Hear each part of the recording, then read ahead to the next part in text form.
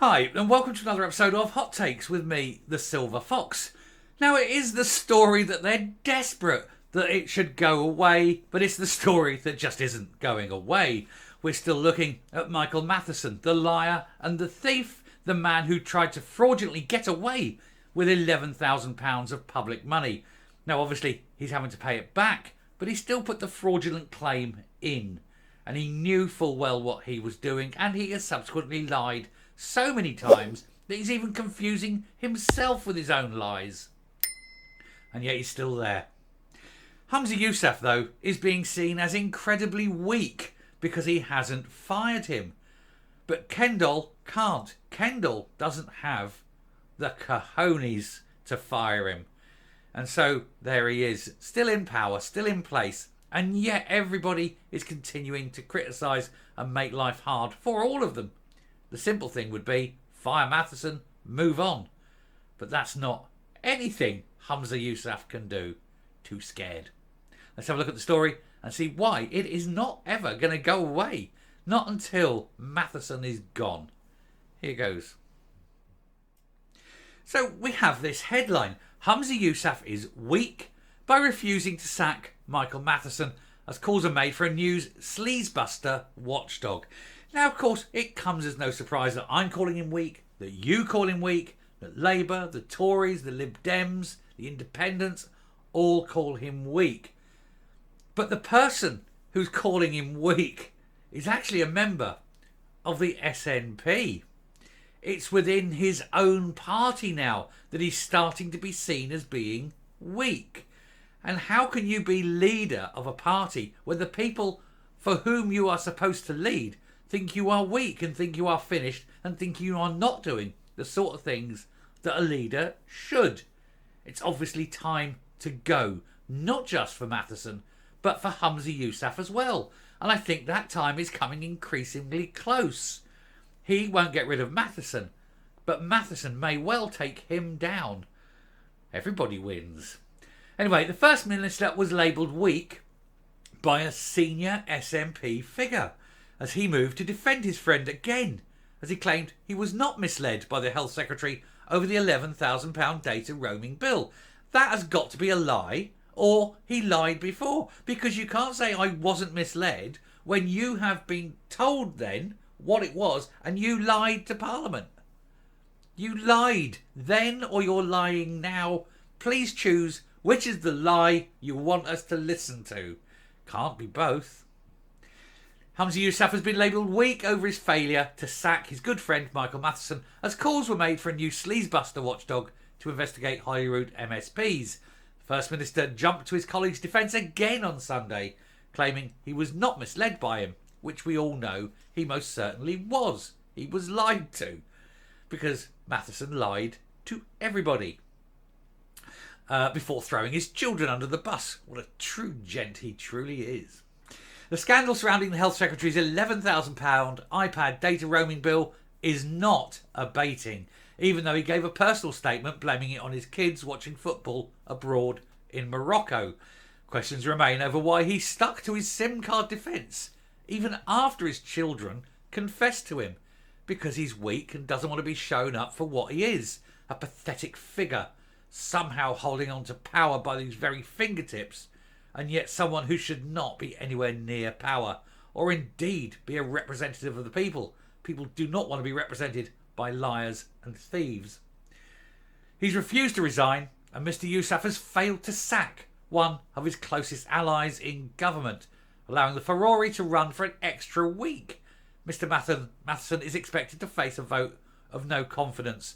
It says next week, but from the time this was written, on Sunday, it's actually this week. It's coming this week. The Tories are lining it up for Wednesday, I believe. Picking Wednesday so that they can go straight in on FMQs on Thursday. An SNP party heavyweight, who remains nameless, obviously protecting the identity of him, told the Sunday Post that the whole row had made the First Minister look weak. Well, certainly made him look weaker than he already does. He's already a weak character. He's already seen as spineless, powerless, useless. He says, I don't think for one moment that Michael is dishonest or corrupt. We do. We all do. He deliberately, knowingly put in a massively fraudulent claim. and then lied about it. If that's not dishonest and corrupt, then I don't know what is. He says, I don't think he deliberately intended to defraud. Oh, accidental then, was it? Of course not. He knew. £11,000? He knew. He said he made a very difficult situation for the SNP worse. He says, I don't know if he's going to be able to survive or not. Well, the answer is no, he's not. Because this is not a story that's going away, no matter how many times Humza Yousaf says that's an end to it. No, Humza, that's not an end to it. Your word is worthless. It's nothing. Just because you want it to happen doesn't make it so. He says, if any more revelations were to emerge, I think that would be it finished. Well, it's finished already because nobody's letting this go. We're like dogs with a bone on this. The source added, Humza doesn't come out of this very well. Whenever there's a problem, it takes him ages to sort it out. It makes him look weak. He is. He's scared. He doesn't know what to do. He hasn't got the political nous to sort of realise what he must do. And even when he does, he doesn't do it quickly. And so it's just like all these boils being allowed to fester on the body of the SNP. It was never attractive to begin with, but now it's a pus-ridden organisation led by a bunch of diseased degenerates. Anyway, despite this, the First Minister has backed his friend again while appearing on BBC Radio 4 on Sunday. He refused to submit himself to questioning on BBC Scotland's Sunday show, but agreed to be quizzed by a London journalist instead, in the vague hope that it being so far from Scotland, nobody would listen to it. Unfortunately, people did. On the scandal, he said there is a legitimate question that people have asked, and Michael addressed that last week around whether he was at that point should have been upfront publicly around the fact that that was the reason he was choosing to repay the entire bill. That's not an answer. That is just a bromide. That is just words to spill out and try and hide the actual fact that the man attempted deliberate fraud and lied about it. And then he goes on, he's trying to apologise and say, oh, well, look, he didn't believe that he misled him, blah, blah, blah. All bollocks. We know it's all bollocks and horseshit. Anyway, calls have been made to Holyrood to adopt a similar independent investigation office, similar to the one installed in Westminster following the expenses scandal in 2009. MPs created an independent parliamentary standards authority, which has been labelled a sleazebuster. James Mitchell, we've covered him before, professor of public policy at Edinburgh, told the Times that the main issue with the row is Mr Matheson's absolute dishonesty. We need an office similar to that in London, but with teeth, he says. Yeah, investigate them. And if they are dishonest, fire them. They cannot be a public figure. You cannot fail to be honest. You cannot... If you're dishonest, a liar, a thief, a fraudster, whatever, you can no longer represent the people. It must be an immediate disbarment from office.